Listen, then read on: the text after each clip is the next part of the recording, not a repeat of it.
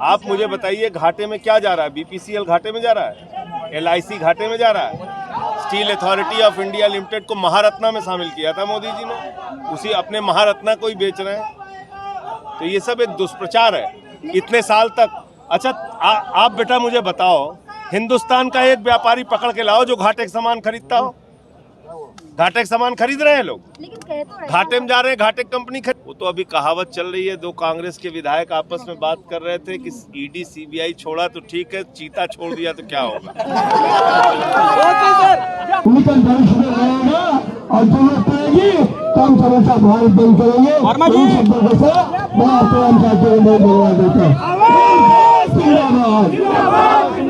पुरानी पेंशन लेकर रहेंगे, पुरानी पेंशन लेकर रहेंगे, पुरानी पेंशन लेकर रहेंगे।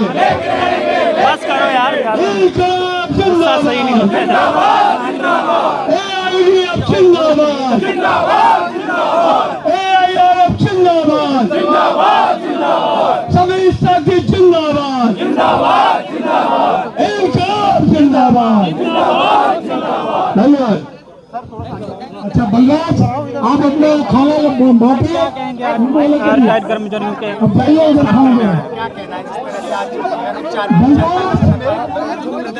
बलराज आप अपना फूड पैकेट स्टॉप करिए। पेंशन की बलराज बहाली इसलिए भी जरूरी थी कि बुढ़ापे में कर्मचारियों के लिए बहुत बड़ा सहारा होता है पेंशन।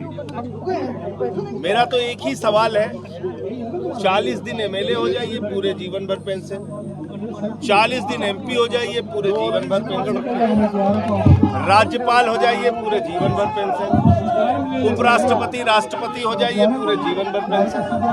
तो आप मुझे बताइए जो 40 साल तक अपनी सेवाएं देता है, कर्मचारी है, उसको पेंशन क्यों नहीं मिलनी चाहिए? इसलिए हम इनकी लड़ाई में इनके साथ हैं। और हमारी दोनों सरकारों ने, दिल्ली सरकार ने भी और पंजाब के भी सरकार ने इनके मुद्दे का समर्थन भी किया है। हमने तो विधानसभा में इसका प्रस्ताव भी पारित किया। लेकिन सरकार कह रही है उनके पास पैसा नहीं है इनको देने के लिए। तो पैसा गया कहाँ? अडानी तो दूसरे नंबर का अमीर हो जा रहा है। आपको पता है कितना कर्जा दिया अडानी को? 2.5 लाख करोड़ रुपए का कर्जा है एक आदमी के ऊपर, बैंकों का कर्जा। 6.5 लाख करोड़ रुपए की हिंदुस्तान की संपत्तियां बेच रही है सरकार। रेल बेच रहे हैं, सेल बेच रहे हैं, कोल इंडिया बेच रहे हैं, बीपीसीएल बेच रहे हैं, एलआईसी बेच रहे हैं, एफसीआई बेच रहे हैं। पैसा कहां जा रहा है देश के लोगों का? चंद पूंजीपतियों को फायदा पहुंचाने के काम में लगी हुई है सरकार। आप उनसे पैसा लीजिए, हमारा जो पैसा उनसे उन्होंने लूटा है बैंकों में जमा पैसा, 20,000 करोड़ लूट के बैठा हुआ है नीरव मोदी, 9,000 करोड़ लूट के बैठा हुआ है विजय माल्या, 3,000 करोड़ लूट के बैठा हुआ ललित मोदी, लाखों करोड़ लूट के चंद पूंजीपति बैठे हैं। उनसे पैसा लीजिए, इनका पेंशन बहाल कीजिए। क्या प्रॉब्लम है आपको?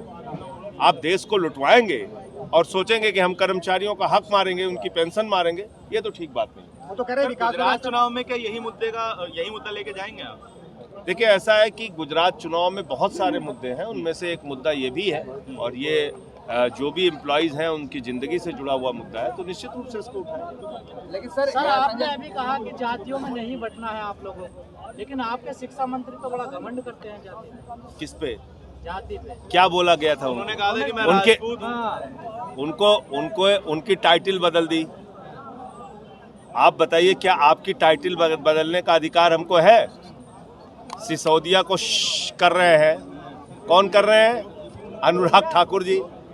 तो उससे संदर्भित बात थी, उन्होंने कोई जातिवाद की बात नहीं की। लेकिन सर आपने निजीकरण में बात की, लेकिन बीजेपी के सारे नेता तो कहते हैं अगर चीज घाटे में जा रही है तो उसको निजीकरण कर दिया तो गलत क्या है? तो घाटे में तो इनकी सरकार भी जा रही है, क्यों बैठे हुए हैं? इनको भी हटना चाहिए। घाटे में तो वो भी जा रहे हैं। मोहन भागवत आप मुझे बताइए घाटे में क्या जा रहा है? बीपीसीएल घाटे में जा रहा है, एलआईसी घाटे में जा रहा है। Steel authority of India limited को महारत्ना में शामिल किया था मोदी जी ने, उसी अपने महारत्ना को ही बेच रहे हैं। तो ये सब एक दुष्प्रचार है इतने साल तक। अच्छा आप बेटा मुझे बताओ, हिंदुस्तान का एक व्यापारी पकड़ के लाओ जो घाटे का सामान खरीदता हो।